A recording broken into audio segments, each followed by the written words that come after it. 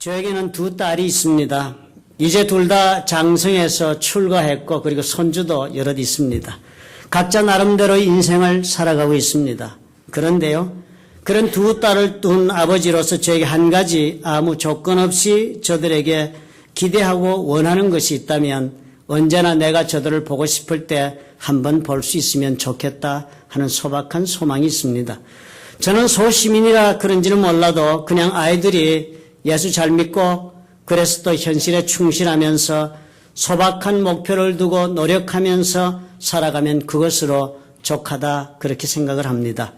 그러면서도 불구하고 제가 바라는 것이 꼭 한 가지 있는 것이 서로가 그렇게 우리는 각자의 삶을 부모와 자식으로 따로 떨어져 살아간다 할지라도 함께 인생을 공유하며 살 수 있기를 원하는 것입니다.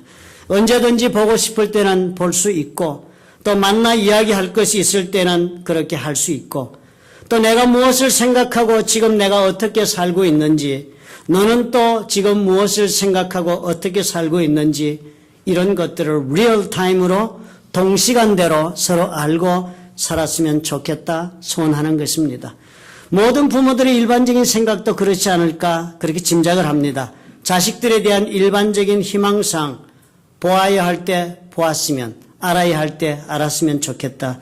리얼타임 릴레이션십을 우리가 원합니다. 늦게 아는 걸 원하지 않아요. 너 아기 낳았구나. 너 아이 돌이 되었구나. 그런 것보다 그 시간에 서로가 삶을 알고 교제하기를 원하는 것입니다. 미국에 살다 보니까 아이들이 타지로 가는 일이 빈번하지 않아요. 공부하러 가거나 혹은 또 직장 때문에 갔다가 결혼하여 그곳에 주저앉게 되면 서로 만나기가 정말 어렵습니다. 이런 우스운 이야기가 있어요. 어느 아버지가 땡스기빙 때 시애틀에 살고 있는 아들에게 전화를 했습니다. 데이빗, 아버지 더 이상 네 엄마하고 이제는 못 살겠다. 이번 땡스기빙 지나자마자 이혼해야겠다. 그랬습니다. 그러자 아들이 깜짝 놀라면서 아빠 이게 도대체 무슨 말도 안 되는 소리를 하십니까? 아무 짓 하지 말고 그냥 기다리세요. 내가 곧 갈 테니까 만나서 이야기합시다. 그랬습니다. 그래서 아버지 한 2시간 있다가 다시 시카고에 있는 딸에게 이번에 전화했습니다. 캐틀린, 아버지 네 엄마하고 이혼하기로 했다. 그런 줄 알아? 그랬더니 딸이 금방 그래요. 아빠 방금 데이브한테서 연락받았어. 꼼짝 말고 기다려. 나도 곧 갈 테니까 만나서 우리 얘기해. 그랬습니다. 딸의 전화를 받은 아버지 전화기를 내려놓고 엄마를 돌아보면서 말했습니다. 여보, 이번 땡스기빙 때는 둘 다 온대. 그런데 이제 크리스마스 때는 어쩌지? 부모가 자식에게 바라는 가장 기초적이며 가장 중요한 소망이 있다면 무엇이겠습니까? 같이 만나 사는 것이요. 그것이 전부를 할 수 있습니다. 왜 이럴까요? 그것은 내가 부모로서 저들을 지극히 사랑하기 때문이다 생각이 듭니다. 그렇다면 우리 하나님은 어떠실까요? 예수께서 우리에게 하나님을 가르쳐 주시면서 뭐라고 그러셨습니까? 하나님 너희들 부를 때 달리 부르지 말고 아바 아버지 이렇게 불러라. 그렇게 말씀하셨으니까요. 우리 하나님께서 우리를 향하여 가지고 계시며 원하고 계신 것 하등 저희들과 다를 것이 없다 생각이 듭니다. 우리가 하나님을 생각할 때 가장 기초가 되어야 하는 개념, 하나님은 우리를 향하여 무엇을 소망하고 계실까 하는 이 질문 필요합니다. 많은 분들이 하나님을 알고 싶다고 그렇게 고백합니다. 하나님은 그렇다면 무엇을 원하고 계실까? 하나님께서 그렇다면 우리를 향하여 가지고 계신 가장 기본적인 소원이 무엇일까? 우리가 그것을 이해할 수 있다면 하나님을 이해하기가 한층 쉬워질 것이다 생각이 듭니다. 하나님께서 우리를 향하여 가장 원하고 계신 것, 제일 우선적으로 원하시는 것, 그것 다른 것이 아닐 것입니다. 부모가 자식과 함께 삶을 나누며 살기를 원하듯 하나님께서도 그것을 우리 모두로부터 원하고 계신 것입니다.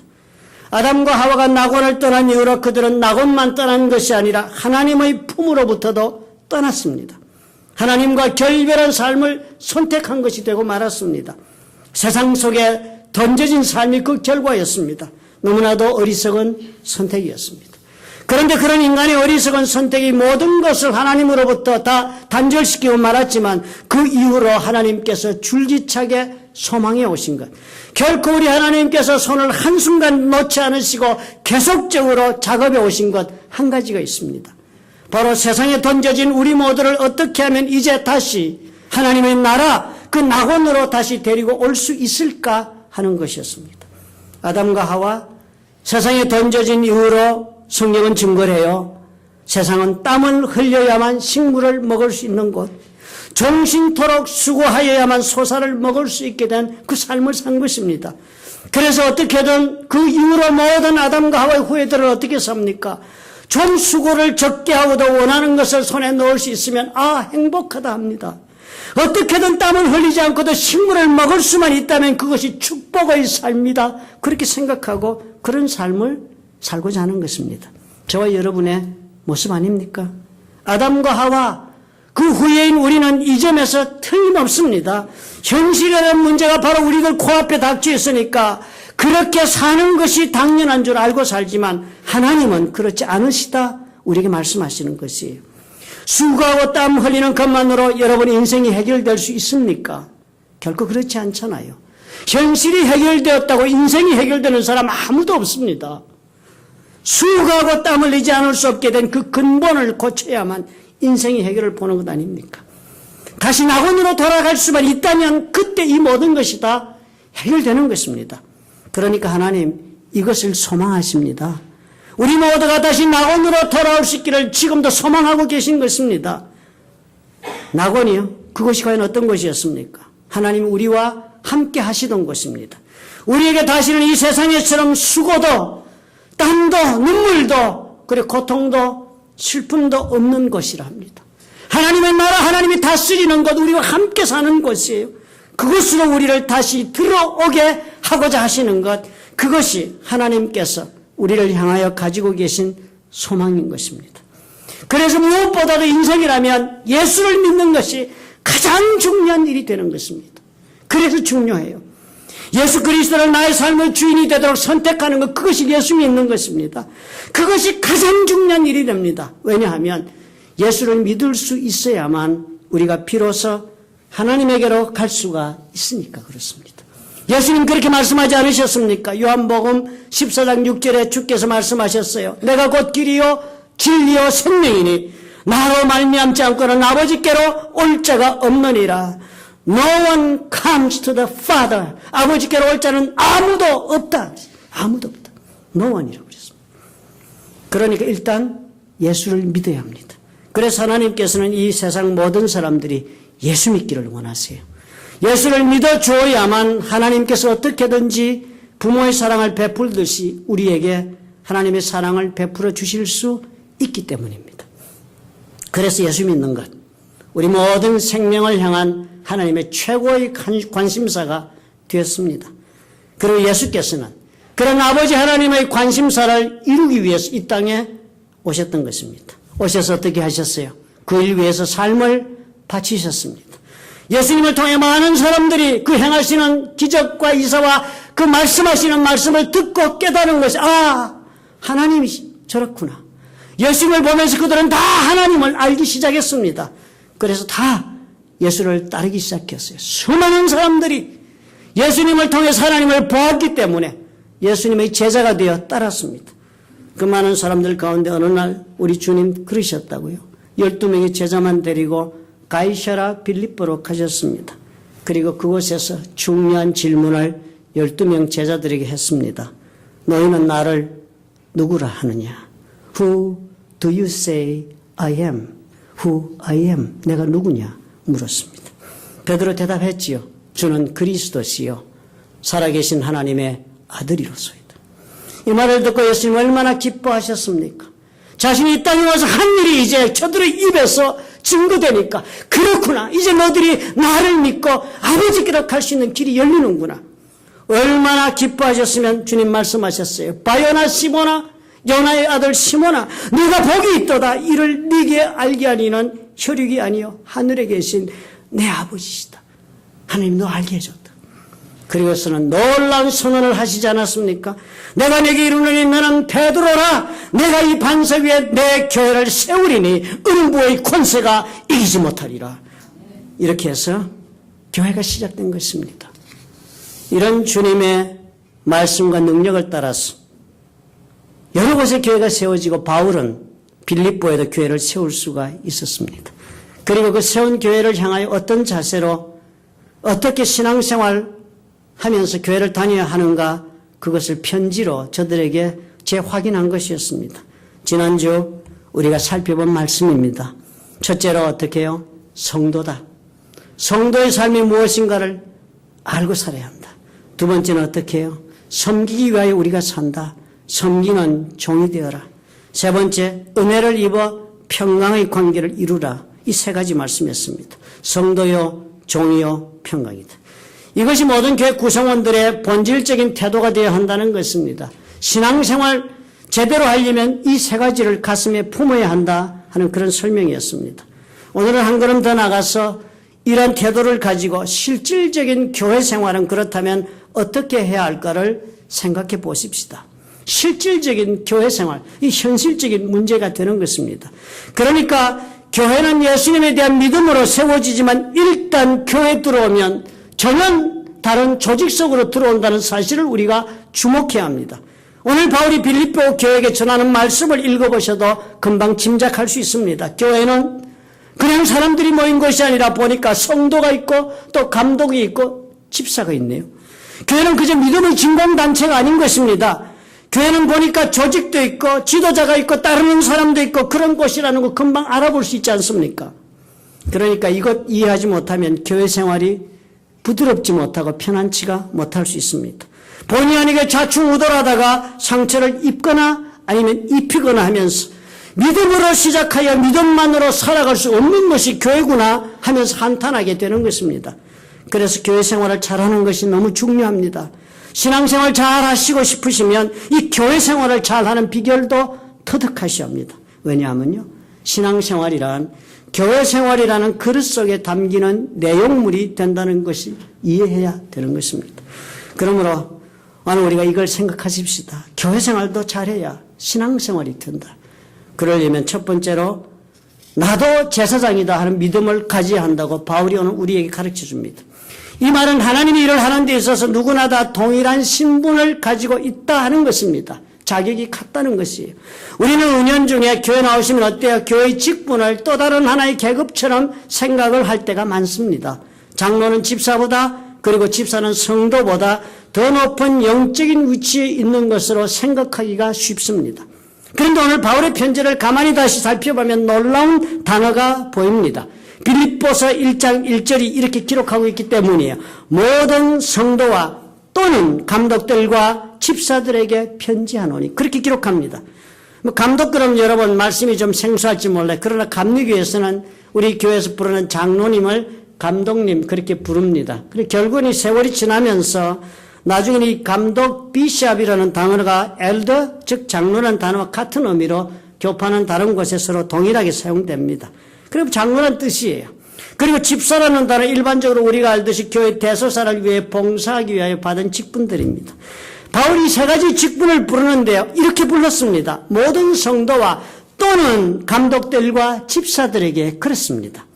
교회 성도라면 그저 섬기는 분들이다. 함께 교제하고 펠로우십하고 이렇게 모여든 분들이. 그리고 감독이나 장로, 집사 그러면 다 교회 뭐라고 생각합니까? 리더들이다. 우린 그렇게 생각합니다. 그런데요, 바울이 표현하는 글이 그렇습니다. To all the saints, 성도들에게. 그리고 사는 말이 with the bishops and deacons. 그래. with라는 단어를 썼습니다. 함께. 또는 그런 단어를 썼습니다. 그러니까 성도가 장로나 집사 아래, 즉 언더가 아니라 위, 나란히 함께하는 자리에 있다, 이렇게 설명하는 것입니다. 교회에서의 직분은 계급이 아니라는 것이에요. 예전에 종교개혁을 하기 이전에, 그때는 교회는 천주교밖에 없었습니다.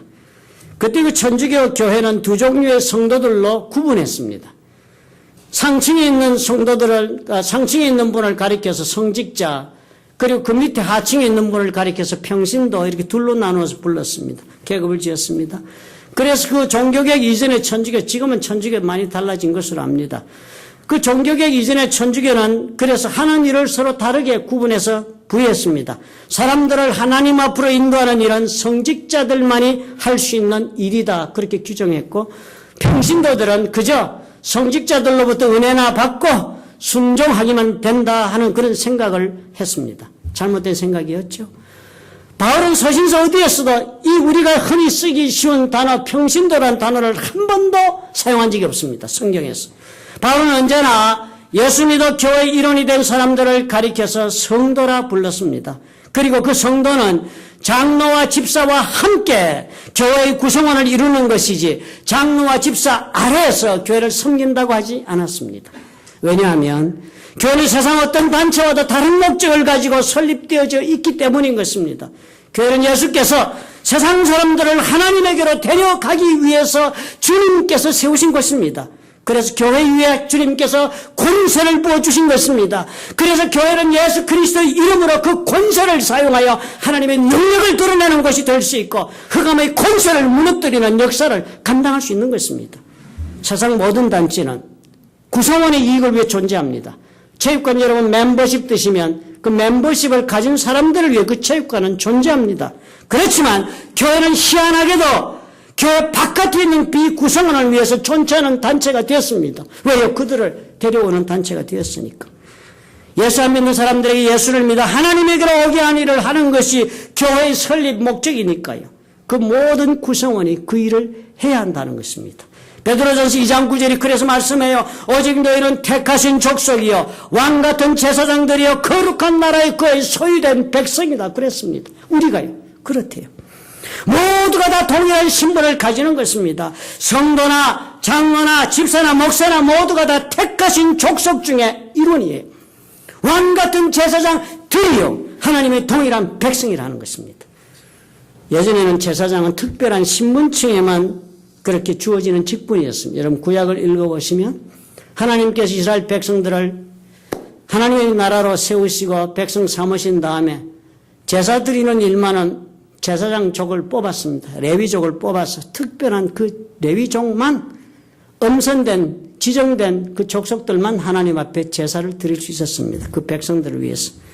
그렇지만 이제는 어떻다고 신약은 가르쳐주고 있습니까? 베드로전서는 오직 너희는 왕같은 제사장들이다 그랬습니다. 들이다. 저와 여러분이 이 속에 속하는 것입니다. 제사장이 무엇입니까? 하나님을 만나도록 해주는 중개자 역할을 하는 사람들이 제사장들입니다. 제사를 대신 드려주어서 하나님에게 나갈 수 있도록 길을 열어주는 사람이 제사장입니다.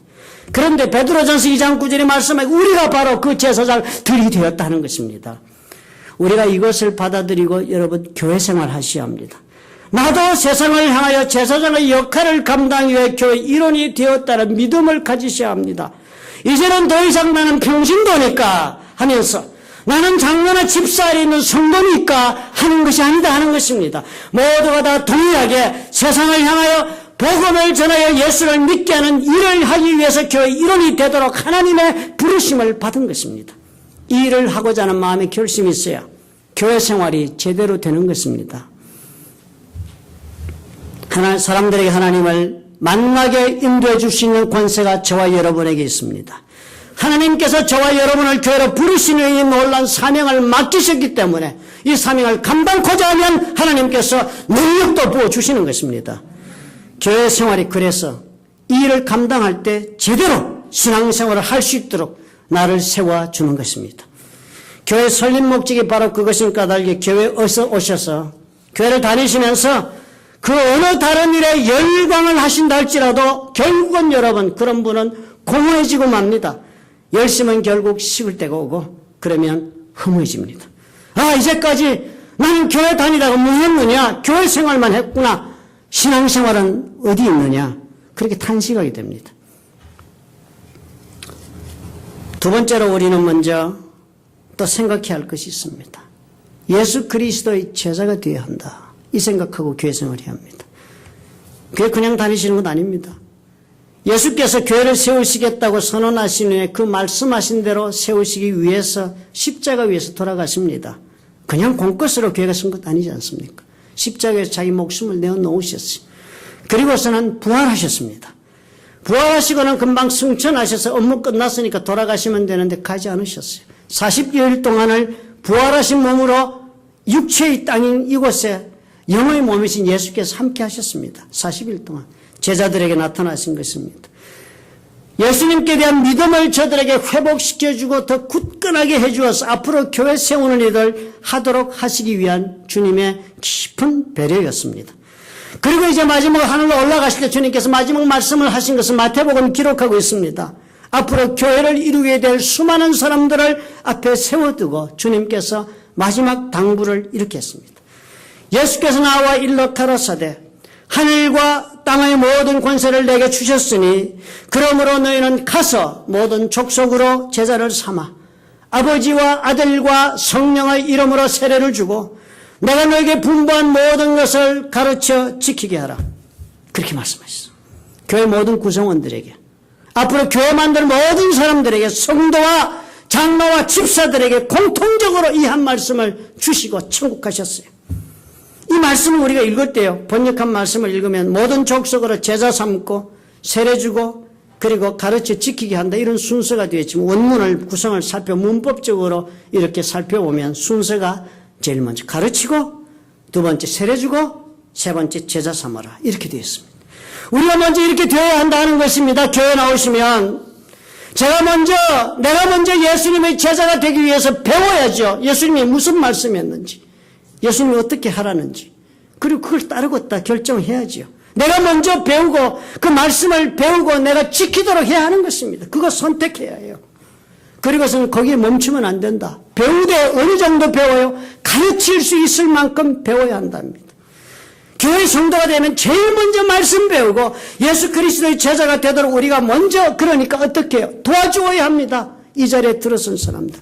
이런 일을 위해서 장로가 있고 권사가 있고 집사가 있는 것입니다. 다른 것 위해서가 아니지요. 새롭게 성도가 되어 입교하는 사람들, 교회 식구가 되면 다른 것 가르치지 말아야 해요. 하나님의 말씀, 구원의 말씀을 배워서 예수 닮아가는 길에 들어갈 수 있도록 사람들이 그렇게 결단하도록 우리가 도와야 하는 것입니다. 장로와 집사는 그래서 제자 삼는 일에 앞장을 서는 사람들이라서 주님이 귀하게 보는 것입니다. 이때 제자 삼을 때 명심해야지요. 예수님의 제자가 되도록 도와주어야지요. 그런데 제자 삼을 때 대개의 경우가 나의 제자가 되도록 하지 않습니까? 나의 제자. 목사들도 그렇죠. 다 지좋아하는 성도 되기를 바랍니다. 예수님 좋아하는 것도 좋지만 예수님만 좋아하고 목사 싫어하면 그 목사 얼마나 시험 많이 드는지 아세요? 예외 아닙니다. 장로님도 그렇습니다. 장로님 좋아해요. 그 장로님 성령 충만을 유지해요. 그렇지 않으면 시험 듭니다. 우리가 말씀을 전하고 그리고 가르쳐 지키게 도와줘 그 사람이 제자가 된다면 당연히 예수님이 제자가 되어야 하는데, 그런데 대개의 경우 어떻게 해요? 내 제자가 되기를 바랍니다. 나를 통해서 예수님 믿기를 바라요. 나를 통해서 하나님의 은혜를 받기를 원하는 것입니다. 그런데 나를 통해서 그렇게 내 제자가 되어 예수님을 믿게 만드니까 결국은 교회는 여러 가지 문제가 생깁니다. 바울이 그것을 얼마나 강력하게 지적했습니까? 고린도 교인들 까닭없이 분열을 거듭하고 교회가 어지럽지 않았습니까? 그런 고린도 교인들을 보고 제일성이 무엇이었습니까? 수많은 죄도 있고 수많은 문제가 있었지만 제일 먼저 한 것이 무엇입니까? 제일 먼저 고린도전서 1장 11절 제일 먼저 지적한 것. 내 형제들아, 클로아의 집의 편으로서 너에게 대한 말이 내게 들렸다. 소식을 들었는데 곧 너희 가운데 분쟁이 있다 하는 것이라. 놀랍다. 어떻게 분쟁이 다 있냐? 이는 다름 아니다. 다른 대인과 있는 것이 아니다. 너희들 가운데 지금 티격되게 가는 건 너희가 각각 이르되 나는 바울에게, 나는 아볼로에게, 나는 게바에게, 나는 그리스도에게 속한 자라 하니까 지금 교회가 이 모양 이 꼴이 되었다. 지적한 것이다. 그리스도께서 어찌 이렇게 나뉘었느냐? 나뉘지 않았다. 예수 그리스도의 제자가 되지 못하면요, 교회 생활이 복잡한 인간관계의 집합체로 변하고 맙니다.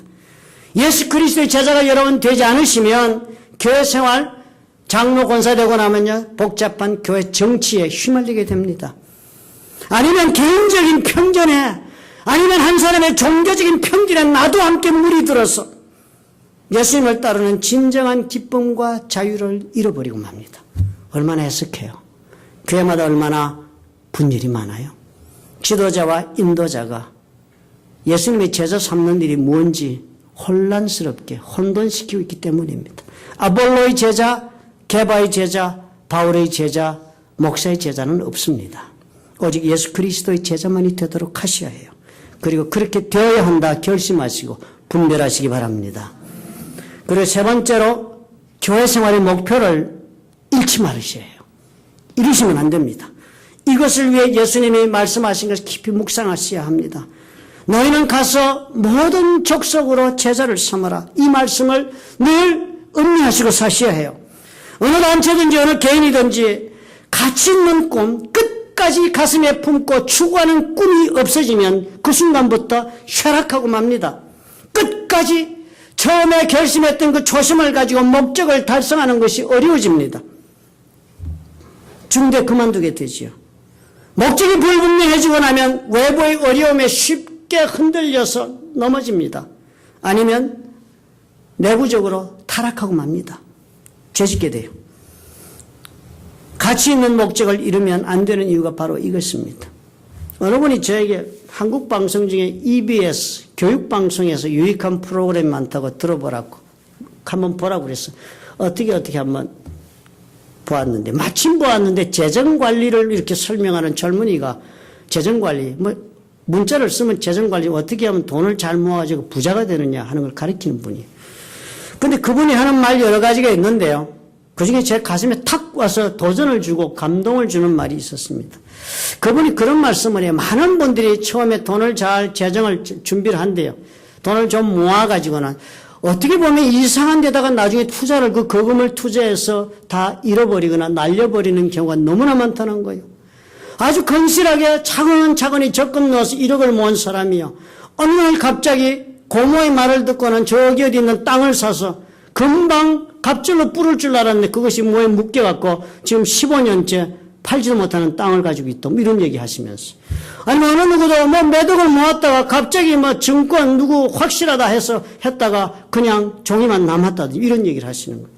그런 얘기를 하면서. 왜 그렇게 되는지 아십니까? 그래요. 다 잘해봤는데 왜 그렇게 되는지 아십니까? 그 사람이요. 돈을 그렇게 모으고 관리할 때 의미 있는 목적을 세우고 하지 않아서 그렇다는 겁니다. 내가 이 돈을 모아서 어떻게 이 돈을 앞으로 어디다 쓰려고 한다는 그 의미 있는 목적을 세워놓았으면 그 목적에 끝까지 충실해야 되는데 그 모아가지고 어느 정도 되니까 갑절로 튀겨보려다가 유혹에 빠졌다. 왜요? 그 목적을 성실해서 유혹에 넘어졌다는 것입니다. 교회 목적도 그런 것입니다, 여러분. 저와 여러분의 삶도 그런 것입니다. 우리가 삶의 목적을 잃어버리면 사람의 차이가 없습니다. 다 넘어집니다. 타락하게 되고 그리고 표류하게 되는 것입니다. 목적을 찾으셔야 해요. 교회의 목적도 그래서 중요합니다. 성도의 목적, 장로와 권사와 집사의 목적이 무엇인데 그것이요. 가서 제자 삼는 일이 최선의 목적인 것입니다. 교회는 예수님이 세우셨고 그리고 예수께서 위임하신 땅과 하늘의 권세를 드러내는 능력의 단체가 될 수 있는 것이 교회입니다. 그것이 교회의 운명이에요. 그렇지만 교회가 제 운명대로 살아나기 위해서는 교회는 그 세워진 애초의 이 목적을 잃지 말아야 합니다. 온 성도가 어떻게 해요? 다 함께 나도 제사장이다 하는 인식이 강해야 이 사명감을 품고 교회 생활을 하겠다 해야 합니다. 그리고 어떻게 해요? 온 성도가 다 나는 예수님의 제자가 되겠다 하는 결심이 있고 노력이 있어야 하는 것입니다. 그리고 어떻게 해요? 세 번째로 온 성도들이 다 모든 족속에 나아가서 그들에게 참으로 예수 믿는 것이 무엇인지를 전하여 제자 만들겠다 하는 결심이 있어야 하는 것입니다. 이렇게 할 때 교회 생활이 놀라운 열매를 맺는다 하십니다.